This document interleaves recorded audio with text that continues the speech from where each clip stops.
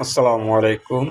দেখেন, আপনারা এই পেঁপের ভিতরে থাকে বিচি। দেখেন, পেঁপের ভিতরে আরেকটা পেঁপে দেখা যাচ্ছে। আপনারা দেখেন, আমি ক্যামেরার মাধ্যমে আপনাকে দেখাচ্ছি। ভিতরে দেখেন, আপনারা দেখতে পাচ্ছেন। দেখেন, আবার আমি এটা কেটে আপনাদেরকে দেখাবো। আপনারা দেখেন, ক্লিয়ারভাবে দেখেন। পেঁপের ভিতর পেঁপের ভিতর কোনো বিচি নাই। দেখেন, শুধু একটা পেঁপে আছে ভিতরে, জন্ম হয়েছে আবার নতুন করে। আপনারা দেখেন এই বিচিটা কেমন হবে।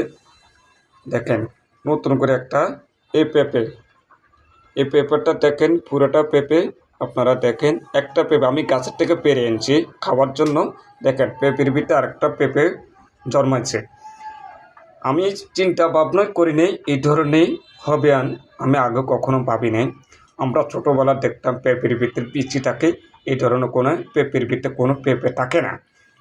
আপনারা কমেন্ট বক্সে জানাবেন, আপনাদের জীবনে কখনো দেখছেন এইভাবে পেঁপের ভিতরে একটা পেঁপে থাকছে? আপনারা কমেন্ট বক্সে জানাবেন ইনশাল্লাহ। আর যদি পারেন আপনাদের বন্ধুবান্ধবের কাছে দ্রুতভাবে শেয়ার করে দেবেন ইনশাল্লাহ। আপনারা সবাইকে দেখার সুযোগ করে দেবেন। আসসালামু আলাইকুম ওয়া রাহমাতুল্লাহি ওয়া বারাকাতুহু। হ্যালো গাইস, প্রিয় ভাই বন্ধুরা, আপনারা দেখবেন এই ভিডিওটি। আমরা ছোটোবেলা থেকে আজীবন শুনিয়েছি পেঁপের ভিতরে থাকে বিচি। এখন বর্তমান আমি একটা পেঁপে কেটলাম গাছের থেকে পেরে আনি। পেঁপের ভিতরে আরেকটা পেঁপে দেখেন, আমি আঙুল দিয়ে দেখাচ্ছি, আপনারা লক্ষ্য করে দেখবেন। দেখেন, পেঁপের ভিতরে পেঁপে দেখেন। এই আপনারা দেখেন, এগুলো কি অবস্থা দেখেন আমাদের।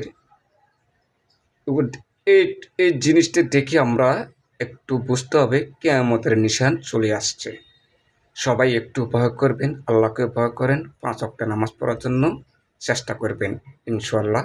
পেঁপের ভিতরে পেঁপে।